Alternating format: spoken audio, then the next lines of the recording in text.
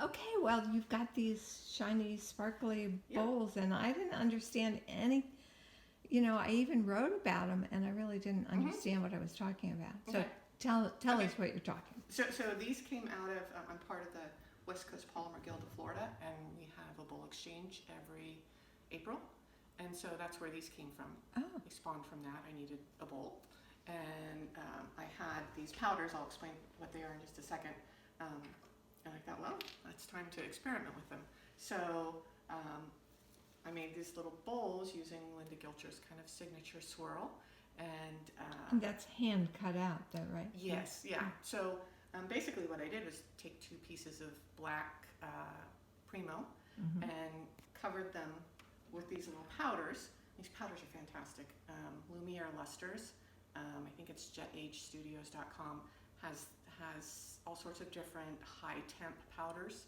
This is an opal, so it's white and it's kind of flaky, and if you breathe, it goes everywhere. As soon as it hits the clay, it just kind of dissolves into the clay and gives you this really pretty luster. And it was meant. This isn't meant for nails. This is. Yeah, these are meant for glass artists because they're high temp.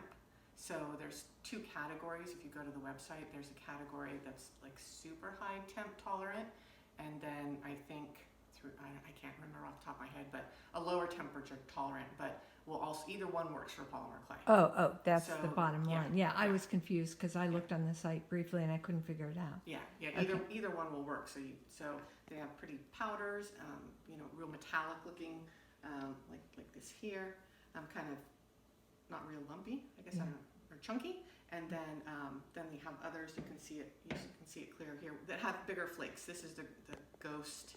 What do they call it? Ghost. This is a gold dust opal. So they call them ghost powders or something like that. Yeah. But you'll see them. And so I just combined some of the smooth, flat metallics with the more chunky ones. You When I started say- with black clay? Yeah, so I started with, to do this, I started with 2 sheets of black Primo. But there's no particular. You could, No. I suspect any clay should work. Okay. And I covered the sheet with, in this case, I used 2 different powders. So this one goes from purple to blue. So I kind of did my own Skinner blend from blue to purple. Blue on the top, and keep putting my hand on my face on. Blue on the top and purple on the bottom. And so I had a rectangle, and then I just started cutting wedges like this. And I did that twice. Once with the just metallic shine colors, and then another sheet with the bigger flakes. So then I ended up with a bunch of wedges, and they were, in this case, I think they were about 5 inches tall and an inch across the bottom, and then I just took those pie-shaped wedges Right. And formed the circle. Right. So pick out the colors and whatnot. This is gold dust opal. So this one is this one, probably one of the harder ones to see. Yeah. But it has a lot of color shifts. So you go from this to that. Yeah. Wow. So the opals all start off looking clear or white like this. The rest of the powders pretty much look like what they do in the jar. Oh, is that right? Yeah. The opals are the least true, right? True. Right. Exactly. Okay. So there's some nice metallics. These are all Jet Age Studios. Lumiere Lusters is what they call them. These up here, so these were a little more expensive. And I'd heard people talking about a brand called Born Pretty, or just fingernail the powders they use to make pretty up their fingernails on Amazon. So I went on Amazon and I bought this set of 6 colors for I think $12 or $13, and they come in these cute little jewel-like containers. The lid comes off this way. And they're like $5 each, or 5 or 6. This was $13 for all 6 of these. Oh. Yeah. And I recently just bought, I think there's a dozen in a set that I just bought. They came from China, so they took longer. And I think that was only $12 or $13. So if you go on Amazon and you just look up Born Pretty, you'll start to see all sorts of different powders and whatnot that'll come up. And up above. Or even if the air conditioner kicks on. Yeah. Exactly, yeah, yeah. So this God is the, forbid you sneeze.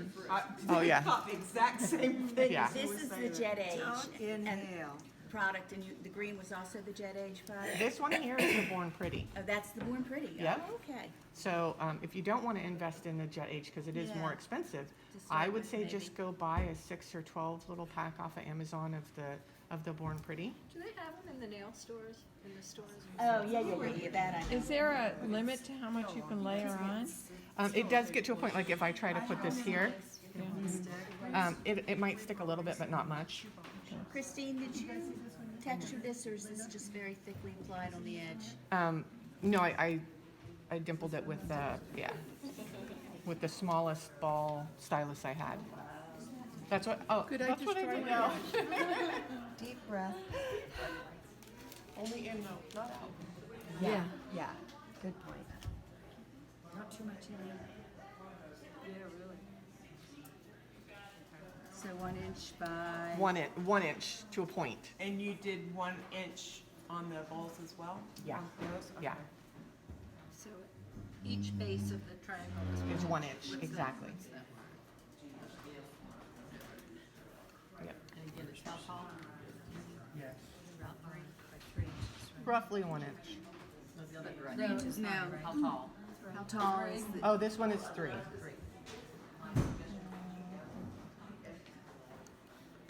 How many millimeters? 43, and I kind of do this differently each time. And the thing too is you want to work with this right away, because I found if I let it sit like overnight or something and I come back, it kind of dries up the clay, and then it doesn't want to bend. You know, this is fresh Primo, so it's really, really gooey. Gooey. So, it's done. But remember, Doesn't you had to do it, doesn't it? Yeah. You can still do it.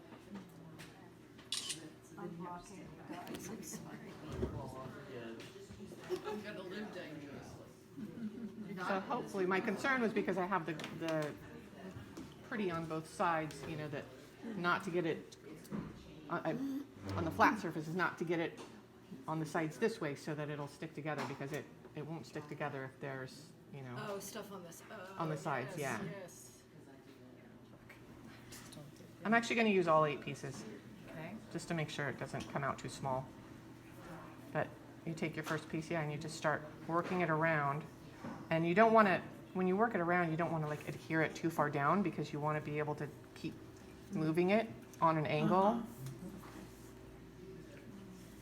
Okay. So I kind of do Yes. this. Yeah, if I moved it all the way down here, the next time I moved it, it's not going to move so nicely. Okay. It's making a So it's a little tedious, but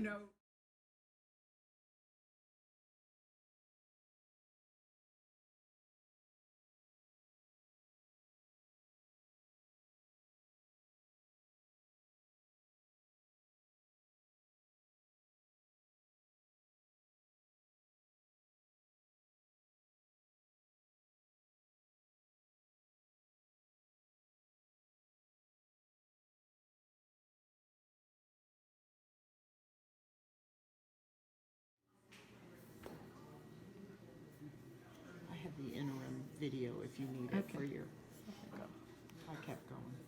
and the great thing is, I mean, I'm pressing on this, you know, to get these to go together, and I'm not really getting any fingerprints or anything. It Yeah, really does suck in there. it really does. I was amazed when it. This is so cool. I have never seen this done. Really? I haven't, no. Yeah, someone came to Guild. I think Patsy Monk had it published in a magazine, and someone came to Guild and showed it, and we made bowls like this. This is what Ron showed us, right? So Yeah, this is Ron how did it show it. Yeah, okay, yeah. But I've never, but like I said, I need somebody next to me. But now with the Yeah, video, me I too. won't. But it's a different way to do it. You will have somebody next to you, Cynthia. So now it's going to look the Well, and the same final shape is interesting. on both sides. That is going to be Oh, so that's gorgeous. So you And could that- just make that a bowl. ornament tree for the troops. At our holiday show, they donate. There's a organization that donates Christmas trees to service families, and so we do a ornament thing for the show. And I'm thinking that would make a great Oh, ornament. yeah. Gorgeous wouldn't it? ornament. Oh, my. Yeah. Yeah.